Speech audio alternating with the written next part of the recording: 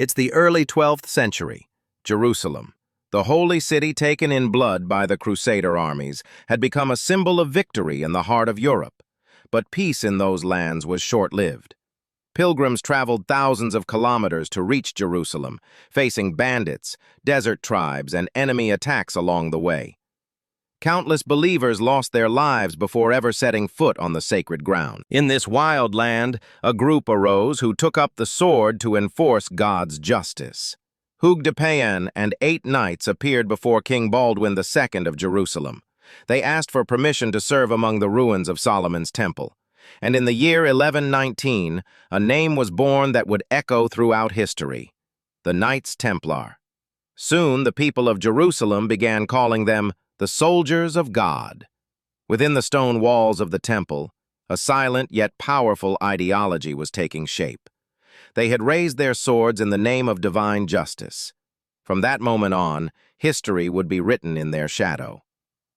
On the holiest ground on earth, humanity witnessed the birth of a new legend. The Templars were not only warriors, but also monks.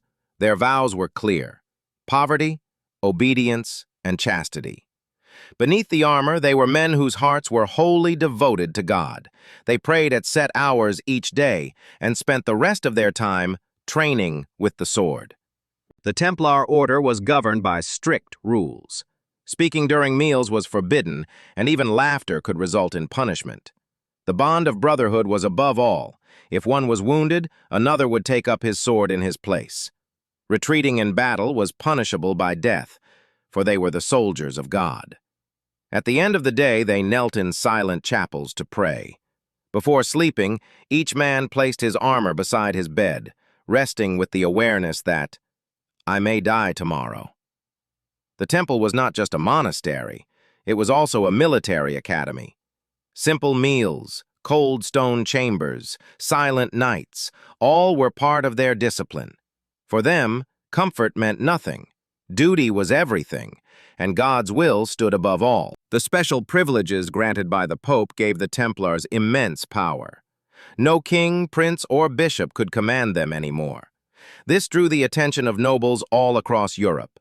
In a short time, the order came to possess hundreds of castles, vast lands, and incredible wealth. But their true power lay not in gold, but in knowledge and trust. The Templars created the first banking system in Europe. Pilgrims traveling to Jerusalem could deposit their money in Paris and withdraw it in the Holy City. This system was centuries ahead of its time. The Templars mastered not only the art of war, but also the art of finance. Even kings came to their doors seeking loans.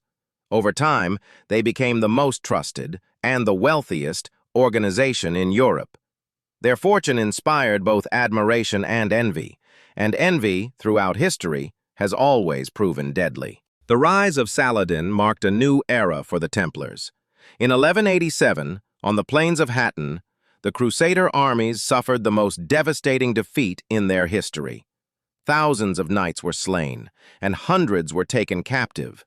Saladin declared the captured Templars infidels and ordered their execution. Some of the Knights Templar managed to escape, but Jerusalem was lost forever. Their new stronghold became Acre, and later they withdrew to Cyprus. From then on, the Templars grew harsher and more determined than ever. Fighting for God was no longer just a duty. It was their very reason for existence. Losing Jerusalem left a deep wound in their souls, but it also ignited a new fire within them. The words, "One day we will return," spread from mouth to mouth like a sacred oath. Their defeats did not weaken their faith. They made it stronger.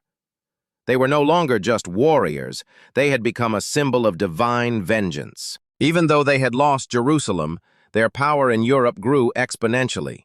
Kings and nobles entrusted their wealth to the Templars, borrowed money, and traded through them.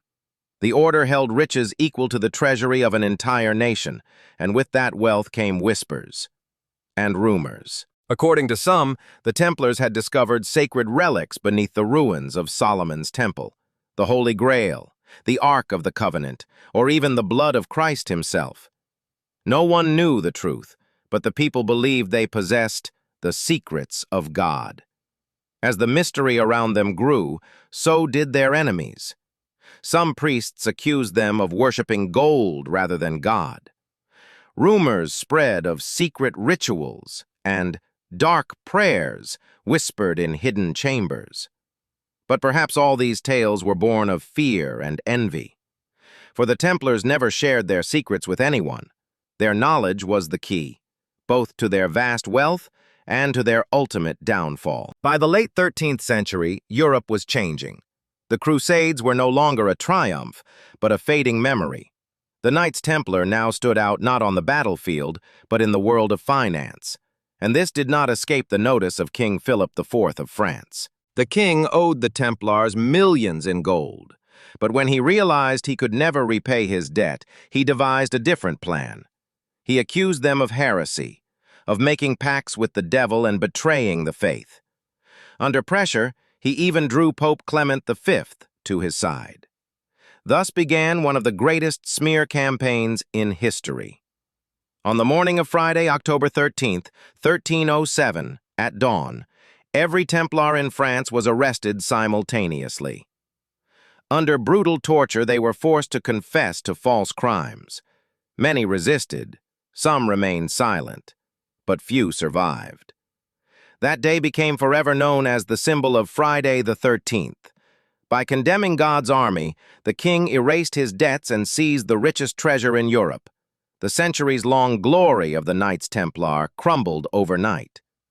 Yet their downfall was only the beginning, for legends never die. Jacques de Molay, the last Grand Master of the Knights Templar, was tried in 1314. He confessed his guilt under torture, but recanted all his words just before his execution. He was impaled on the Ile de la Cité on the Seine River in the heart of Paris.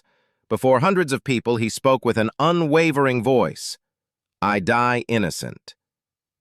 God will summon the Pope and the King to his presence within a year. As the flames engulfed him, people interpreted his words as God's curse.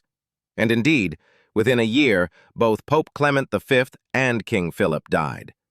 This event was believed to mark the beginning of the Templars' curse. Among the people, it was said that the vengeance of God's soldiers had been taken. Molay's ashes were scattered into the Seine River, but his legend spread across the world on the wind. For centuries, every Friday the 13th, those cursed words were remembered again. The Templars' spirits began to be remembered as ghosts seeking justice. This curse became a legend in European history that even kings feared. Jacques de Molay, even in death, disturbed the king's sleep. The Knights Templar had been destroyed, but now they were immortal. Although officially abolished, the Knights Templar never completely disappeared. Some went into hiding and fled to Scotland, Portugal, and Malta. Others continued to live under new names, and over time, these fugitive knights laid the foundations for new secret organizations.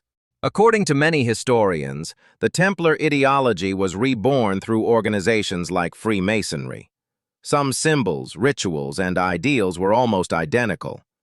In fact, some Masonic documents even mention loyalty to the Brotherhood of the Temple. This shows that the Templars survived not only physically but also intellectually. As the legend grew, people continued to search for their traces even in the modern age. In Malta, Scotland, and even in some buildings in America, Templar symbols can be found. Some researchers claim that even Christopher Columbus used Templar maps. The secret was passed down from generation to generation, through whispers, parchments, and seals. Even when they were thought to be destroyed, they were watching humanity from the shadows. And perhaps even now, somewhere, the true heirs of the temple still live. The Knights Templar were not just an order, they were a mirror of human history.